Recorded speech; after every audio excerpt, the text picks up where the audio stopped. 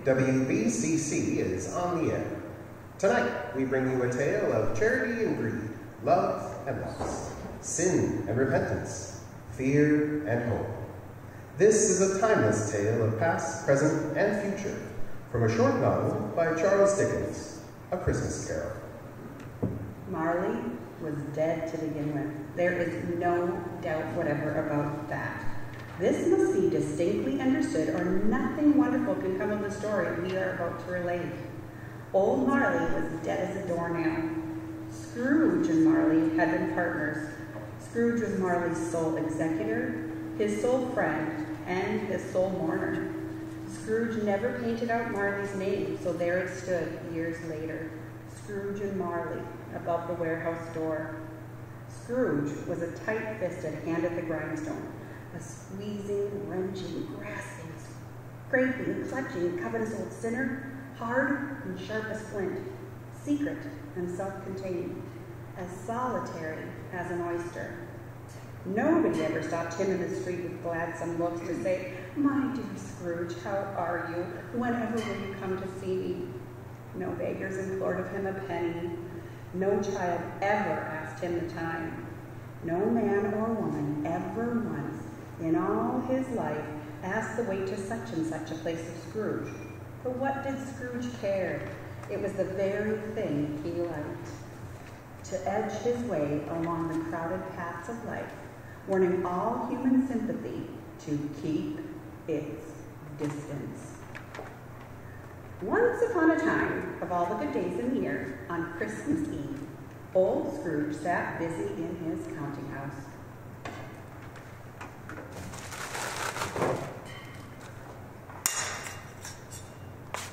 Mr. Cratchit! Yes, Mr. Scrooge. What, pray tell me, Mr. Cratchit, are you doing?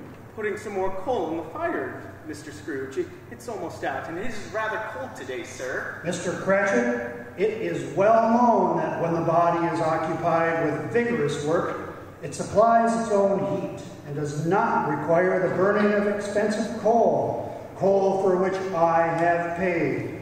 If you find that you do not have enough work to keep you warm, perhaps I no longer require your services. In that case, sir, I believe you will find it rather more cold outside than in. Now, return to your work. Yes, Mr. Scrooge.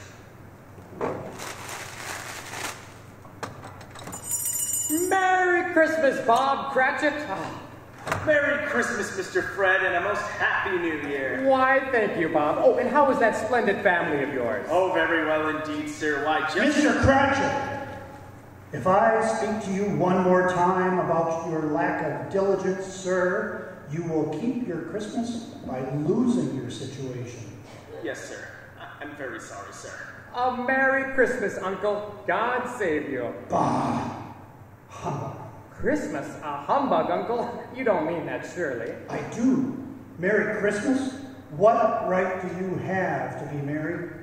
You're poor enough. Well, then what right do you have to be dismal? You're rich enough. Humbug. Don't be cross, Uncle. What else can I be when I live in such a world of fools as this?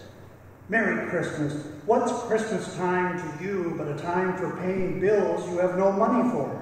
A time to find yourself a year older and not an hour richer. If I could work my will, every idiot who goes about with Merry Christmas on his lips should be boiled with his own pudding and buried with a stake of holly through his heart. He should. Ha! Uncle! Nephew, keep your Christmas in your way and let me keep it in mine. Keep it? But you don't keep it. Let me leave it alone then. Much good may it do you. Much good has it ever done you. There are many things from which I might have derived good, by which I have not profited. I dare say Christmas among the rest. But I am sure that I've always thought of Christmas time as a good time, a kind, forgiving, charitable, pleasant time. The only time when I know of when men and women seem by one consent to open their shut-up hearts freely. And therefore, Uncle, though it has never put a scrap of gold or silver in my pocket, I believe that it has done me good, and I say God bless it. You're quite a powerful speaker, sir. I wonder you don't go into Parliament. Don't be angry, Uncle. Please come and dine with us tomorrow. Dine with you? Never. But why, Uncle? Why? You married, sir, against my wishes. You married a girl with no dowry. I see no reason to bless a marriage of which I do not approve. But, Uncle, we fell in love. Love? You fell in love. Good afternoon, sir. But, Uncle, you didn't visit before we were married. Why give it as a reason now? Good afternoon, sir. I want nothing from you. I ask nothing from you. Why can we not be friends? Good afternoon, sir. I am sorry with all my heart to find you so resolute. We have never had any quarrel that I know of, but I have made this journey in honor of Christmas, and I will keep my Christmas cheer to the last. So a Merry Christmas, Uncle. Good afternoon, sir. Yes, sir. How can I help you, sir? Scrooge and Marley's, I believe? Yes. Have I the pleasure of addressing Mr. Scrooge or Mr. Marley? Mr. Marley has been dead 7 years. He died 7 years ago on this very night. My most humble condolences, sir. This is a place of business, sir, if you have some. If not, please leave. Yes, of course. At this festive season of the year, Mr. Scrooge, it is highly desirable that we should make some slight provision for the poor and destitute, who suffer greatly at the present time. Many thousands are in want of common necessities. Hundreds of thousands are in want of common comforts, sir. Are there no prisons? Oh, plenty of prisons, sir. And the workhouses? Are they still in operation? Oh, they are. Still, I wish I could say they were not. Oh, I was afraid from what you said at first that something had happened to stop them in their useful course. I'm very glad to hear it. Yes. Well, a few of us are endeavoring to raise a fund to buy the poor some meat and drink and means of warmth. What shall I put you down for? Nothing. So you wish to remain anonymous? I wish to be left alone. Since you ask me what I wish, that is my answer. I don't make merry myself at Christmas, and I can't afford to make idle people merry. I am forced to pay taxes to support the establishments I have mentioned. Those who are badly off must go there. But many can't go there, and many would rather die. Well, if they would rather die, then they had better do so and decrease the surplus population. But surely you do not mean that... It is not my business. It is enough for a man to understand his own business and not to interfere with other people's. Mine occupies me constantly. Good day to you, sir.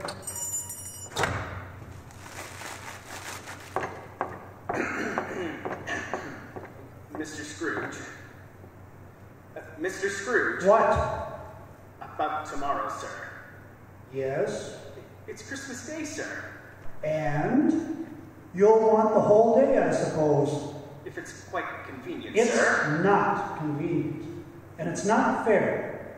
If I were to stop you a half-crown for it, you'd think yourself ill-used, I'll be bound. And yet, you don't think me ill-used when I pay a day's wages for no work. It's only once a year, sir. A poor excuse for picking a man's pocket every 25th of December. Still, I suppose you must have the whole day. Be here all the earlier the next morning. Yes, sir. I will, sir. Thank you so much, sir. And Merry Christmas, Mr. Scrooge.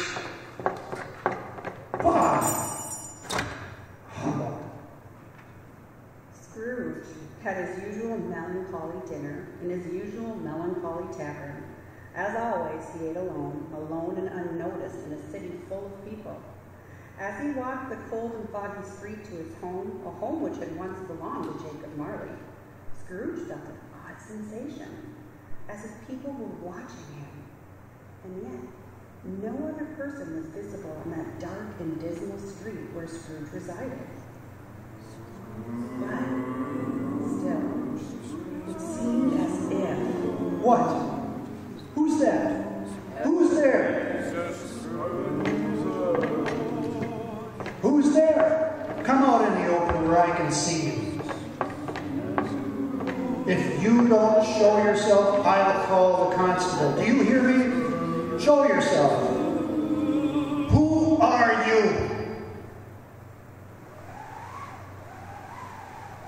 But there was no answer, nor could Scrooge see any person. There was only a bitter wind that blew down the lane. Scrooge, who most certainly did not possess a vivid imagination, found himself greatly disturbed and hurried to his dwelling at a much more rapid pace than was normal for him. Once inside, in his gloomy rooms, he closed his door and locked himself in. Double locked himself in, which was not his custom. After he was secured behind his bedroom door and dressed in his gown and robe, he reflected on the strange sensations he had just experienced and came to the only conclusion a man like Scrooge was capable of. Humbug. Just the wind. Playing tricks is all. Humbug.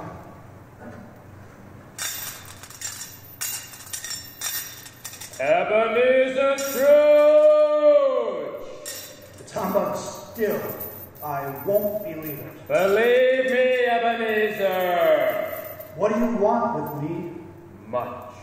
Who are you? Ask me who I was. You're particular for a ghost. Who were you then? In life, I was your partner, Jacob Marley. Humbug. You don't believe in me? I don't. What evidence would you have of my reality beyond that of your senses? I don't know. Why do you doubt your senses? Because a little thing affects them. A slight disorder of the stomach can turn your senses into cheats. You may be an undigested bit of beef, a blot of mustard, a crumb of cheese, a fragment of an underdone potato. There's more of gravity. Merciful heavens! Dreadful apparition. Why do you haunt me? Man of the worldly mind, do you believe in me or not? I do. I must. But why do spirits walk the earth, and why do they come to me? It is required of every man that the spirit within him should walk among his fellow men and travel far and wide. And if that spirit goes forth not in life, it is condemned to do so after death. It is doomed to wander through the world. Oh, woe is me! And witness what it can no longer share and might have shared on earth and turn to happiness. You wear chains. Tell me why. I wear the chain I forged in life. I make it link by link and yard by yard. I girded it on of my own free will, and of my own free will I wore it. Is its pattern strange to you, or would you know the weight and the length of the strong coil you carry yourself? It was as full and heavy and as long as this 7 Christmas Eves ago. You have labored on it since. It is a ponderous chain. Jacob, old friend, speak some comfort to me, Jacob. I have none to give, Ebenezer Scrooge. I cannot rest, I cannot stay, I cannot linger anywhere. In life, my spirit never roved beyond the narrow confines of our money-changing hold, and many weary journeys lie before me. But you were always a good man of business, Jacob. Business? Mankind was my business. The common welfare was my business. Charity, mercy, forgiveness, and benevolence were all my business. Why did I walk through crowds of fellow beings with my eyes turned down and never raised them to that blessed star which led the wise men to a poor abode? Were there no homes to which its light would have conducted me? Hear me, my time is nearly gone. I am here tonight to warn you that you have yet a chance and a hope of escaping my fate. You were always a good friend to me. You will be haunted by 3 spirits. Is that the chance that you mentioned, Jacob? It is. I think I'd rather not. Expect the first tomorrow when the bell tolls 1. Couldn't I take them all at once and have it over with, Jacob? Expect the second when the bell tolls 2. Expect the third when the bell tolls 3.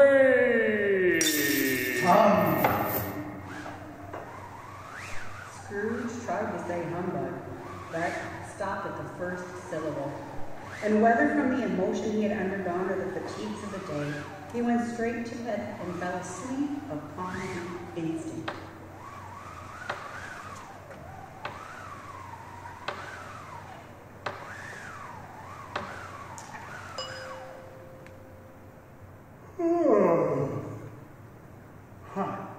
The hour strikes. Hello? Is anyone there?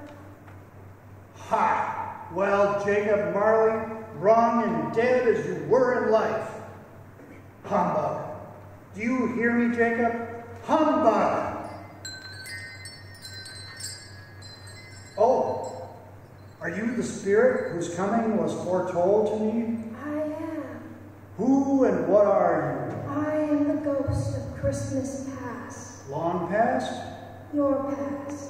What business brings you here, spirit? Your welfare. I am much obliged. However, if I might make so bold as to say so, a good night's rest might be more conducive to that end. I am here for your reclamation. Take heed, rise, and walk with me. Out the window? Into the cold? Spirit, I am a mortal and likely to fall. Besides, it is below freezing, and I am dressed only in my night clothes. Bear but a touch of my hand, and you shall be upheld in more than this. Seeing no alternative, Scrooge took the hand of the spirit and was amazed to discover himself transported through the window. On emerging, he saw the city had entirely vanished. Not a vestige of it was to be seen. The darkness and the fog had vanished as well, and it was a clear, cold winter day with snow upon the ground. Good heavens! I was raised in this place. I was a boy here. Do you remember the way? Remember it? I could walk it blindfolded. Look, there's my old school. These are but shadows of things that have been. They have no consciousness of us. The school is not quite deserted. A solitary child, neglected by his friends, is left there still. Yes, I know. Do you recognize this child, Ebenezer Scrooge? It is I. Why are you left here alone? The other boys have gone home for the holiday to be with their families. Not you. No, my father, he was... No, I stayed at school. How sad to be all alone on Christmas Day. But I was not alone. Look there. You see how I read? In those books I found my solace. Ali Baba and the Sultan's Groom put upside down by the genie. Robinson Crusoe and Friday running for their lives and sailing around the world. Why, how could you say I was alone when I had companions like these to keep me company? I never felt lonesome as long as I had a book. Never. Never. Poor boy. Let us see another Christmas. Ebenezer! Fan! It's Fan, my sister. But she's been dead for years. Fan, how wonderful to see you. Ebenezer, a Merry Christmas to you, dear brother. I had forgotten how beautiful she was. Is that all you have forgotten? Dear Ebenezer, I have the most wonderful Christmas present for you. Why, Fan, seeing you is present enough. But I hope you shall feel the same way after seeing me every day. What? This is your Christmas present, brother. I have come to bring you home, dear Ebenezer. To bring you home. What? Home? Fan? Yes,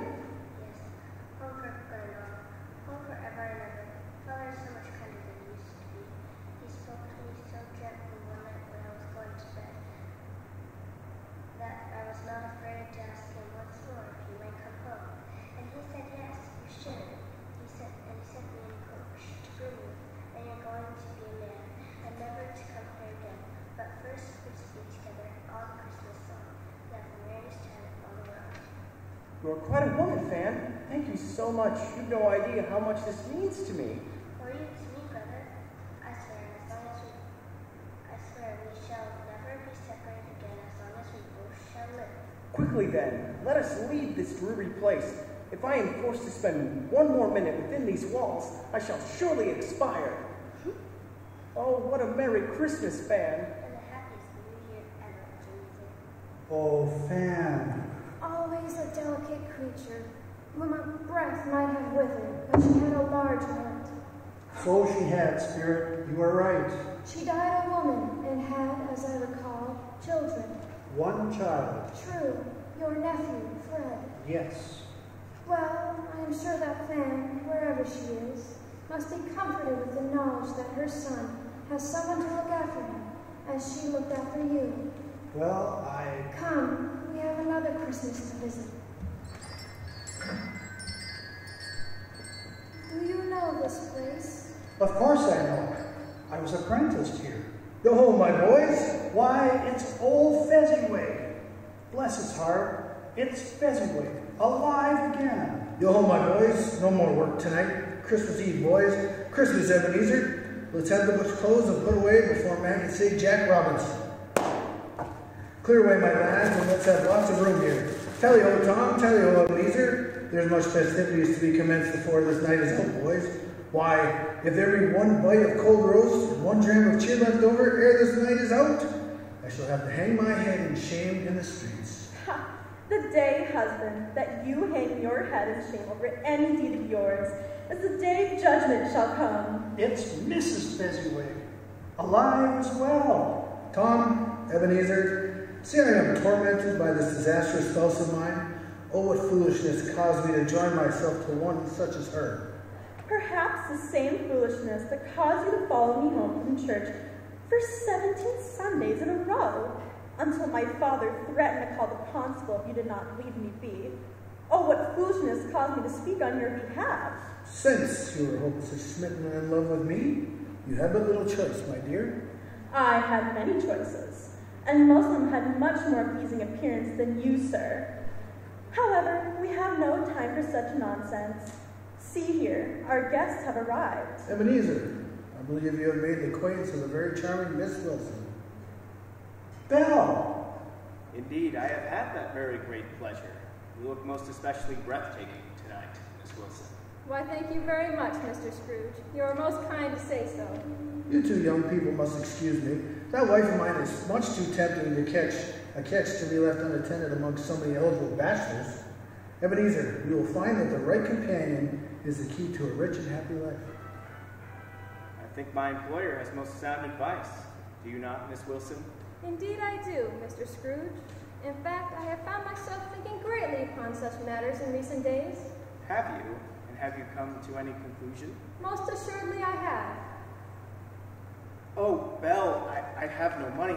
I have nothing to offer you. I hope one day to make a success, but as yet, I am a poor man. Which is all very well, Ebenezer, for I am a poor woman, and yet together, I believe, we shall be blessed with many riches that cannot be found in any bank. Come, you two. Plenty of time for planning and scheming on other days. There's a whole life in front of you. But tonight, you must join the company and make merry. Christmas is but once a year. Mrs. Fezziwig, if you do not come and dance with me this instant, I shall find one of these charming young ladies to take your place. Ha! Old man, the only place these ladies will take you is to the graveyard. Now, why don't you stop talking for once in your long life and dance with me? What an old fool, Fezziwig. What? Spirit, whatever possesses you to say such a thing? Why, Fezziwig was a wonderful man. Perhaps the greatest man I have ever met. He was like a father to me. Look at him, dancing like a monkey, spending a very few pounds of your mortal money. 3 or 4 pounds at most. Is that so much that he deserves this praise? It isn't that. It isn't just that, Spirit. He has the power to make his employees happy or unhappy, to make our service light or burdensome, a pleasure or a toil. And yet, with his good humor and kindness, the happiness he gives us is quite as great as if as if it had cost a fortune. What is the matter? Nothing. Something, I think.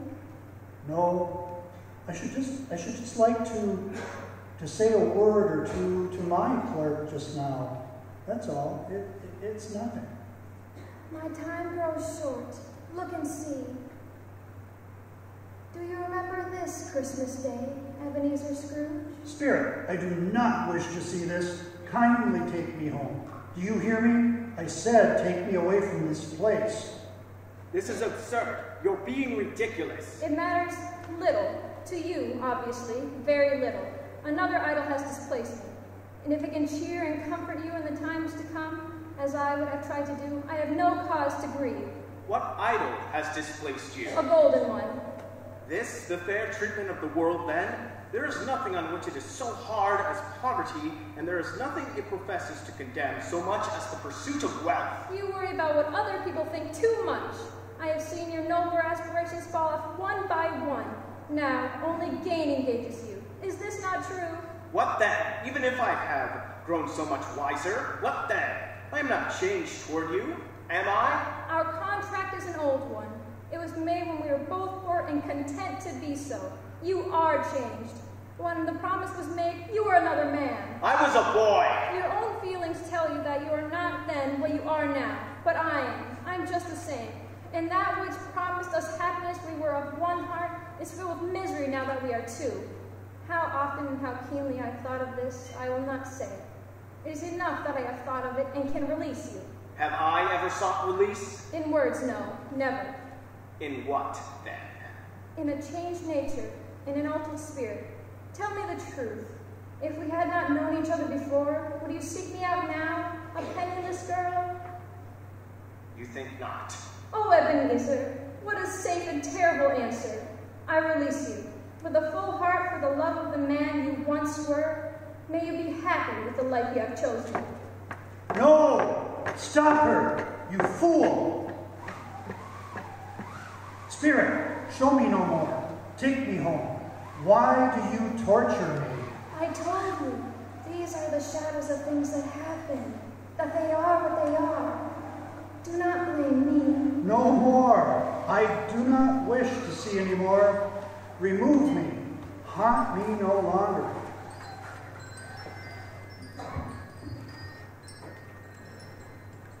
Charles Dickens' A Christmas Carol will return after a word from our sponsor. You're listening to WBCC Radio.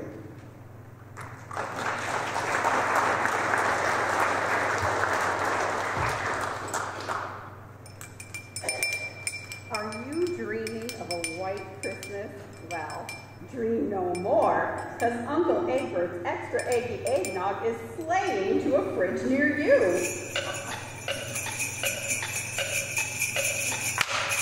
Forget visions of sugar plum, folks. After a glass or two of Uncle Egbert's, you'll be seeing the reindeer do the cha-cha. And let's be honest, has the holiday fruitcake been used as a doorstop since last Yule? Wash it down with our dreamy, creamy nog. Our eggnog is so rich, so thick, you might just need a spoon. Each batch is whipped up with the eggs from free-range chickens who only listen to Bing Crosby. And here at Uncle Egbert's, we believe in tradition with a twist. Why settle for plain old nutmeg when you can have pumpkin spice, gingerbread, and, hold on to your Santa hats, peppermint nog? Want to know a secret? Our eggnog also doubles as a festive hair conditioner. Talk about getting to the holiday spirit from head to toe. It's also perfect for toasting to a Merry Christmas, a Happy New Year, or just to the fact that you successfully assembled the kids' toys without any leftover food. Every bottle comes with a guarantee. Either you'll love it, or you'll use it to re-gift to that one neighbor who keeps singing the carols off key. Dial right now, you will log. That's 1-800-YULENOG, and we'll throw in a pair of Uncle Egbert's patented nog goggles, so you can see the world with that special eggy glow. Egbert's extra eggy eggnog, the nog that says, why settle for silent night when you can have clucking good cheer and bright lights? And for our lactose intolerant friends, don't worry, we've got you covered with Uncle Egbert's eggnog flavored lactase. So jingle your bells down to the nearest grocer and slide a carton of Uncle Egbert's next to the holiday ham. Merry nogging, everyone, and to all a good gleaning.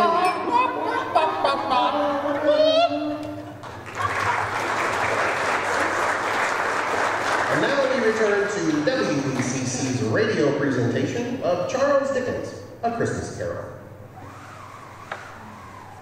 Scrooge was startled to find himself once again in his bedchamber with no sign of the spirit in sight.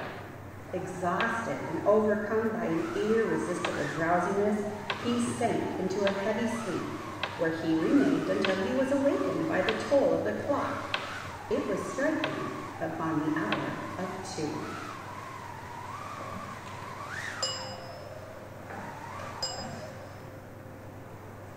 Come, Ebenezer Scrooge, come and know me better, man. I am the ghost of Christmas present. Look upon me. You have never seen the likes of me before? No, never. Have never walked forth with the younger members of my family? I'm afraid I have not. Have you many brothers, Spirit? More than 1,800. A tremendous family to provide for. Spirit, conduct me where you will. Touch my robe.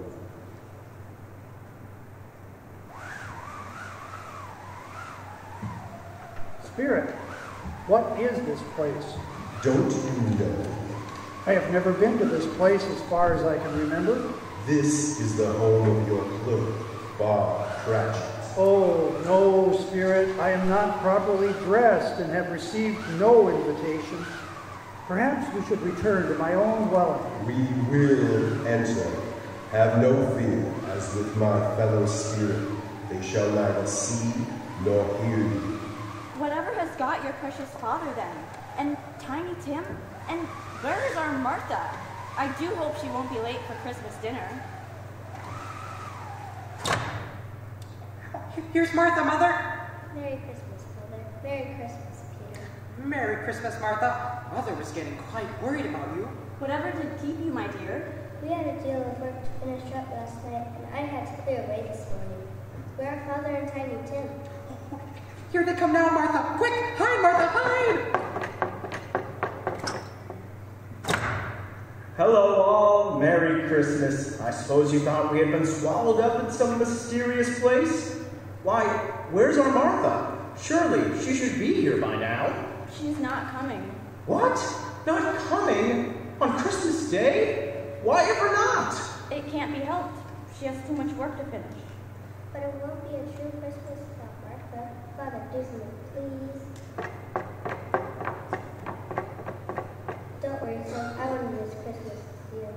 Martha, Merry Christmas, Tim. Merry Christmas, Father. Merry Christmas, my dear. What a terrible trick to play. And on Christmas Day, too. Oh, come and see the goose, Martha. It's wonderful. And how did little Tim behave at church? As good as gold and better. Somehow he gets thoughtful sitting by himself so much and thinks the strangest things you've ever heard.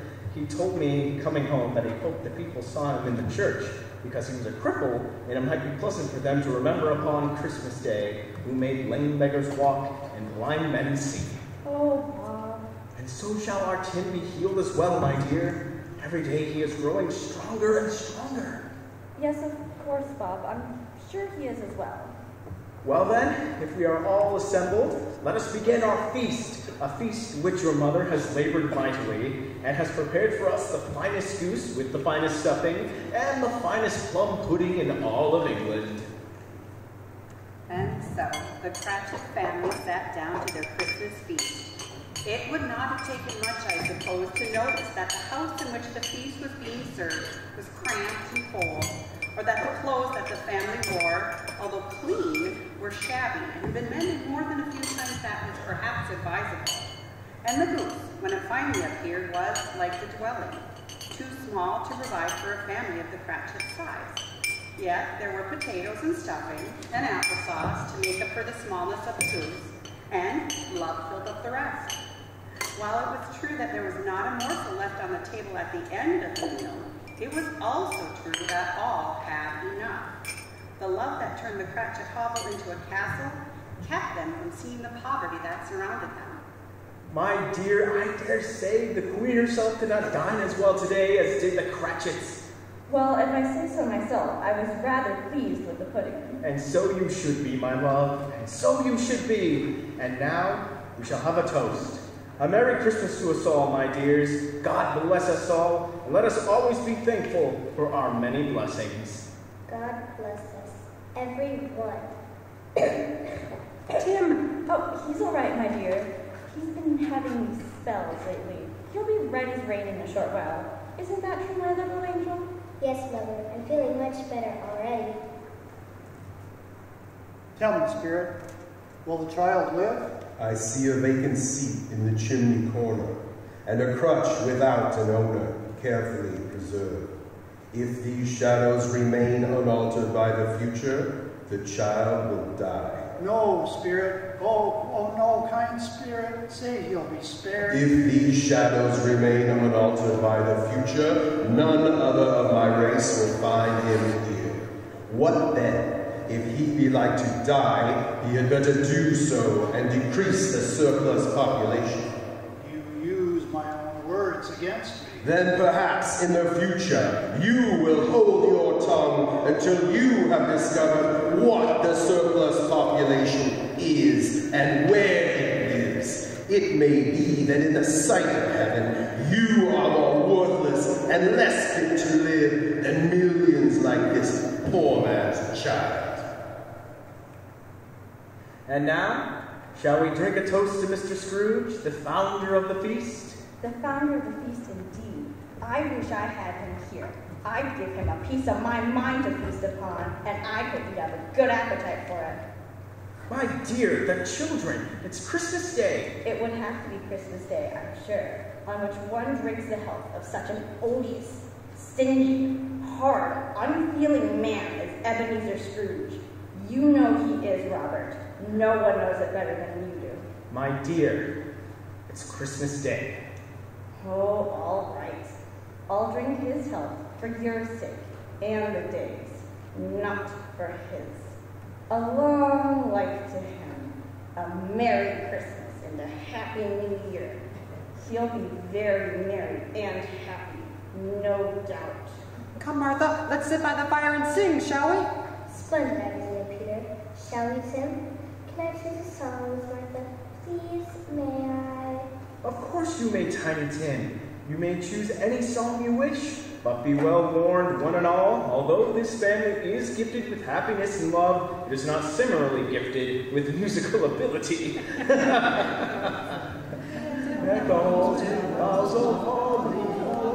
Come, let us leave them in peace. We have other places to journey.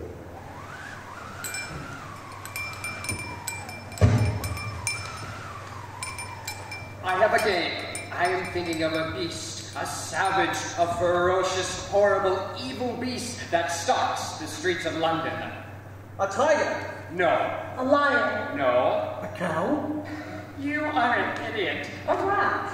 Close. An ass? Closer still. I know. It's your uncle, Ebenezer Scrooge. Exactly. Go on, dear. Tell them what your uncle said today. He said Christmas was a humbug, and as I live, he believed it true. Surely you exaggerate, Fred. While I have no doubt that he is a stingy old miser, no living creature can be that sour. Well, my love, as he has not given you the dubious pleasure of making your acquaintance, you shall have to accept my word. He's a comical old fellow. However, his offenses carry their own punishment, and I have nothing to say against him. Is he as rich as they say he is, dearest? I suppose he is, but what of it? His wealth is of no use to him. He doesn't do any good with it. He doesn't make himself comfortable with it. He doesn't even give himself the satisfaction of leaving it to us when he dies. Well, I have no patience with him. Oh, I have. I'm sorry for him. I couldn't be angry with him if I tried. Who suffers by his ill whims? Himself, always. Here he takes it into his head to dislike us, and he won't come and dine with us. What's the consequence? He loses a very good dinner and the company of the most beautiful woman in all of London. And by not making merry with us, he loses some pleasant moments which could do him no harm. And so I intend to give him the same chance every year, whether he likes it or not, for I pity him. Well, my dear, if you're quite finished making speeches, perhaps our guest would enjoy some pudding. Ah, yes, you are pudding. Perhaps there will be more survivors this year. Pitying me? A poor man married to a poor woman, and he pities me? You really think them to be poor? I am very familiar with my nephew's financial situation. He has nothing. How odd. I would have made the same observation about you. I'll have you know, sir, that my worth Your worth is worthless, Ebenezer Scrooge. Well, our time together is finished. Fare thee well, Ebenezer Scrooge. Spirit, where are you going? I am not familiar with this part of town. Spirit, I don't know my way home. Spirit, I'm afraid. Take me home, please. I do not know where I am. Spirit, do you hear me? Help me. Spirit, Spirit, why have you abandoned me? Please, I'm all alone.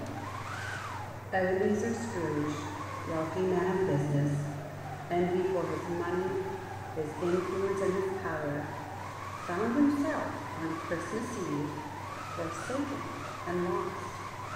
His fortune of little use to him in this place, wherever this place was.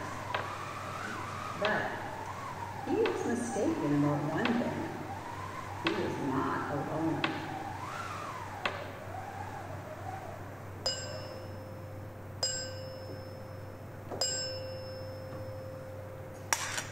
Am I in the presence of the ghost of Christmas yet to come? You are about to show me shadows of the things that have not happened, but will happen in the time before us. Is that so, Spirit? Ghost of the future, I fear you more than any specter I have seen. But as I know your purpose is to do me good, and as I hope to live to be another man from what I was, I am prepared to bear you company and do it with a thankful heart. Will you not speak to me? It gave no reply, but its hand was pointed straight before them. Lead on, lead on. The night is waning fast, and it is precious time to me, I know. Lead on, Spirit. They scarcely seemed to enter the city, for the city rather seemed to spring up around them. But there they were, in the heart of it, among the merchants. The Spirit stopped beside a little knot of businessmen and pointed. Scrooge moved closer to them to hear their conversation. No, I don't know much about it either way. I only know he's dead. I know this place. I do business here every afternoon. These are the people I do business with. So when did he die? Last night, I believe. What was the matter with him? I thought that guy never died. Oh, heaven knows. What's he done with all his money? I haven't heard. Left it to his company, I suppose.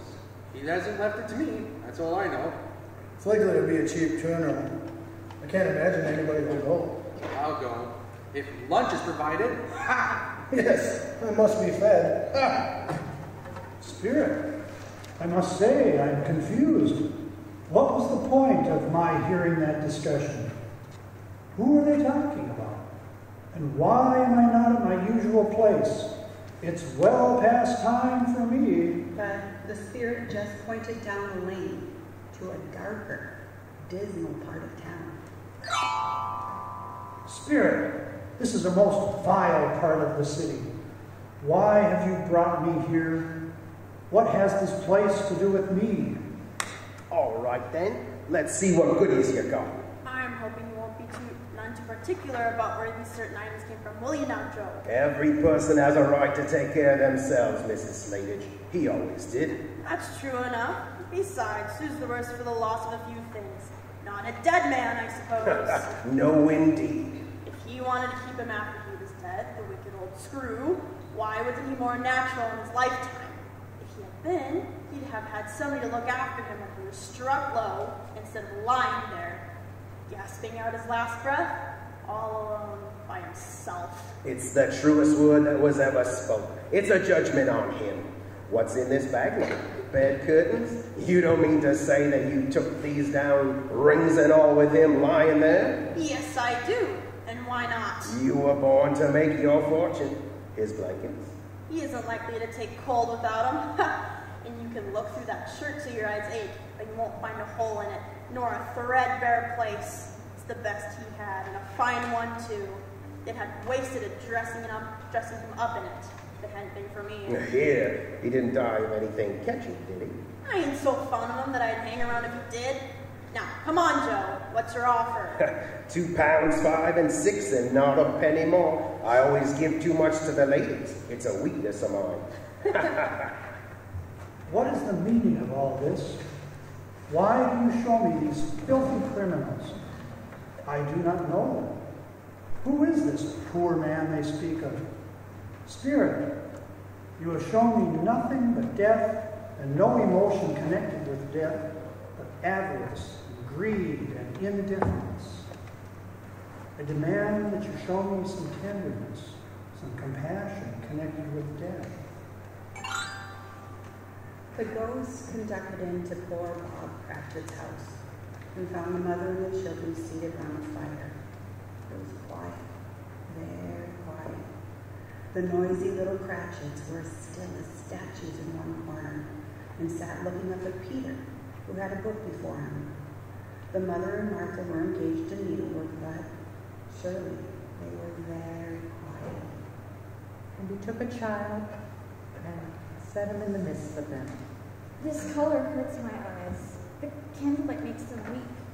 I wouldn't show weak eyes to your father when he comes home.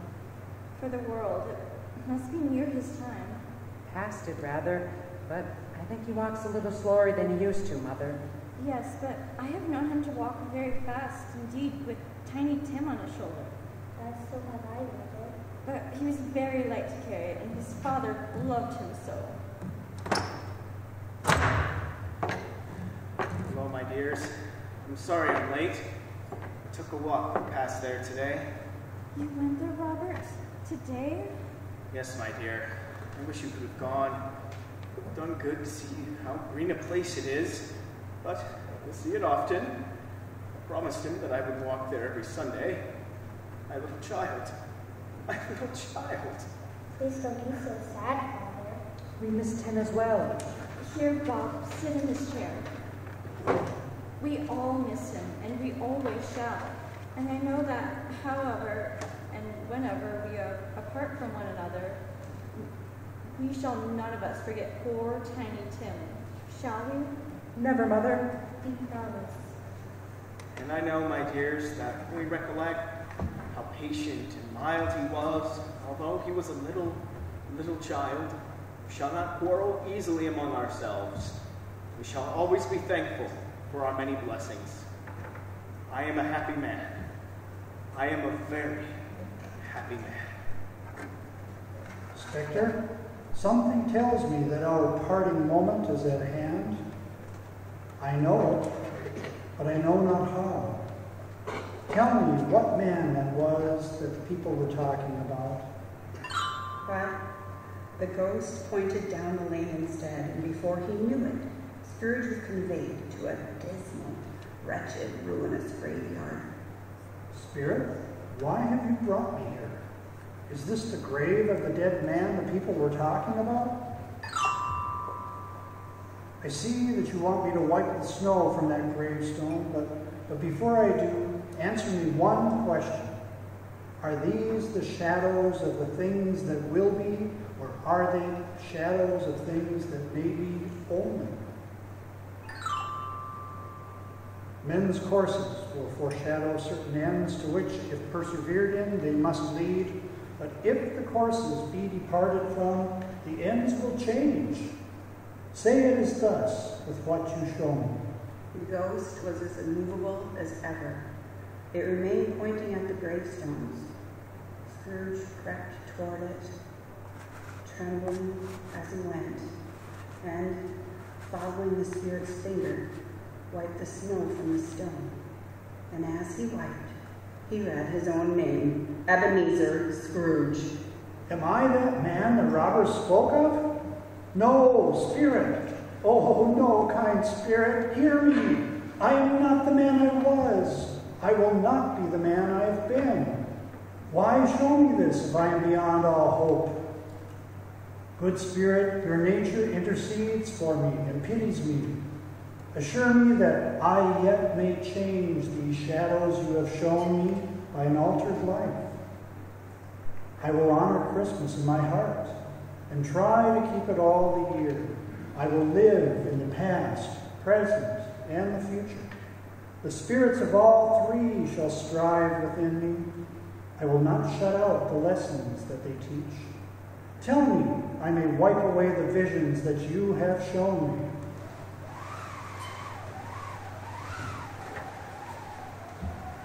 Charles Dickens, A Christmas Carol, will return after a word from our sponsor. You're listening to WBCC Radio.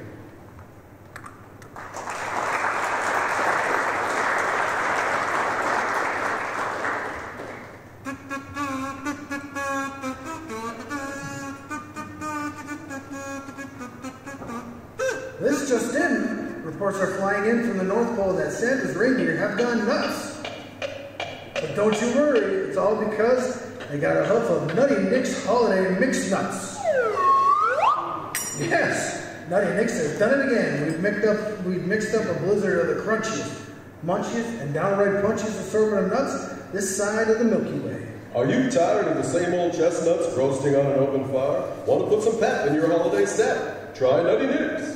Each can of Nutty Nick's is like a snow globe of flavor. Give it a shake and watch the pecans, almonds, and walnuts do the nutcracker dance. And for those of you who would like a surprise in your stocking, look out for those secret candy cashews hidden inside like jolly little treasures. Beware of our mischievous macadamias and giggling hazelnuts that play hide and seek beneath the almonds. Will you find them before they find you?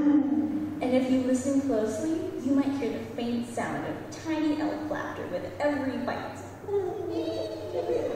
So dash away from those boring snacks, prance down to your local grocer, and dance into the holiday spirit with Nutty Nick's holiday mixed nuts. And remember, they're not just nuts, they're Nutty Nick's, the snack that's guaranteed to crack up even the Scroogiest of party guests. Call now, and we'll throw in a pair of nutty socks. Socks with actual nuts on them, because why the heck not? Dial 1-800-NUTS-4U. That's 1-800-NUTS, the number 4, and the letter U, to join in on the nuttiness this festive season. Nutty Nick's, where the reason Santa's belly shakes like a bowl full of jelly. Don't miss out on a shell-cracking good time. And from all the squirrels at Nutty Nick's, have a merry nut-cracking Christmas.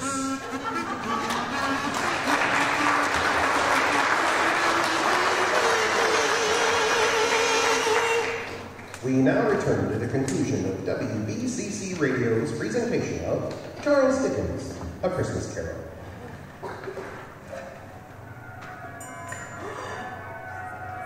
Spirit, am I alive? I am alive, in my own room. My bed curtains have not been torn down. The shadows of things that would have been may be dispelled. Oh, thank you, Jacob Marley. May God bless and forgive you, my old friend. What shall I do? Where shall I go? Running to the window, he opened it and put out his head. No fog, no mist, no night. Clear, bright, stirring golden day. Seeing a young boy on the street below, he called out, "What's today?" What? "What's today, my fine fellow?" Today? Well, why, it's Christmas Day. "It's Christmas Day. I haven't missed it. Hello, my boy." "Hello."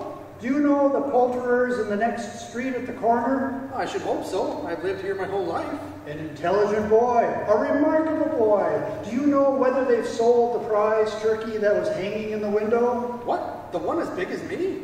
"What a delightful boy. Yes, my fine fellow." "Let's hang in there now." "Is it? Go and buy it." "Oh, yeah, right." "No, I am in earnest. Go and buy it and tell them to bring it back here, that I may give them the directions where to take it. Come back with the man and I'll give you a shilling. Come back with him in less than 5 minutes and I'll give you half a crown." The boy was off like a shot. "I'll send it to Bob Cratchit. He shan't know who sent it. It's twice the size of Tiny Tim. They'll have a Christmas feast, the likes of which they've never seen." Scrooge dressed himself in all his best and at last got out into the streets. The people were by this time pouring forth as he had seen them, with Ghost of Christmas present, and, walking with his hands behind his back, Scrooge regarded every one with a delighted smile. In the afternoon, he turned his footsteps toward his nephew's house. He passed the door a dozen times before he had the courage to go up and knock, but he made a dash and did.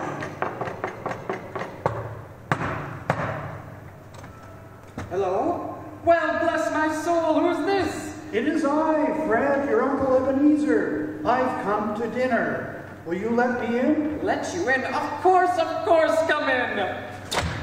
"Thank you, Fred. That's very kind of you. I've come to tell you..." "Yes?" "I've come to tell you... Well, Merry Christmas, Fred." "I beg your pardon?" "No, Fred, I beg yours. Merry Christmas and the happiest of New Year's. And your lovely wife, is she at home?" "Well, yes, she is." "I wonder, Fred, if you would do me the very great honor of introducing me to your wife." "Yes, Uncle, nothing would give me greater pleasure. Amelia, could you come here for a moment, please? I've a very great Christmas surprise for you." Now, Fred, you've already...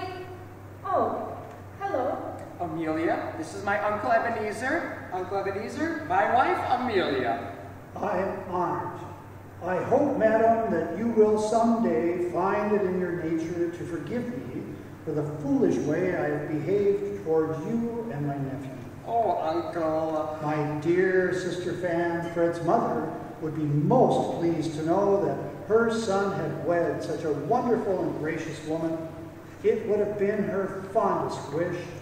If you would allow me to disagree with you, I believe her fondest wish will be to have you and her son sharing this Christmas together. This Christmas and many more in the future. It was a wonderful dinner, followed by wonderful games and wonderful happiness.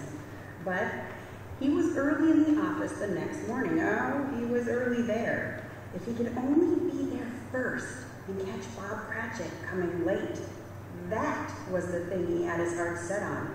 And he did it. The clock struck 9. No Bob.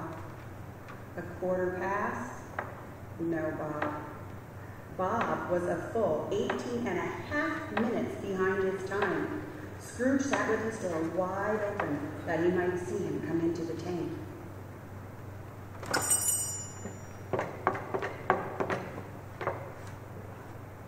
Bob's hat was off before he opened the door, his scarf too. He was on his stool in a jiffy, driving away with his pen as if he was trying to turn back the clock. "Mr. Cratchit, what do you mean by coming in here at this time of day?" "I'm very sorry, sir. I know, I am behind my time. I know." "Yes, I think you are, sir. Step this way, if you please." "It's only once a year, sir. It won't be repeated. I was making rather merry yesterday, sir." "Now, I'll tell you what, my friend. I am not going to stand this sort of thing any longer, and therefore... Oh, Mr. Scrooge, please, therefore, I am about to raise your salary. I'm so sorry. What? A Merry Christmas, Bob. A Merrier Christmas, Bob, my good fellow, than I have given you for many a year. I'll raise your salary and endeavor to assist your family in any way I can. Make up the fires and buy a second bucket of coal before you dot another I, Bob Cratchit. Scrooge was better than his word. He did it all, and he did infinitely more. And to Tiny Tim, who did not die, he was a second father. He became as good a friend, as good a master, as good a man as the good old city knew, or any other good old city, town, or borough in the good old world. And it was always said of him that he knew how to keep Christmas well, if any man alive possessed the knowledge. May that truly be said of us, all of us. And so, as Tiny Tim observed, God bless us, everyone. And all of us, WBCC for all of you. Thanks for listening to our holiday program this year. Charles Dickens, A Christmas Carol. Have a very Merry Christmas and a Happy New Year.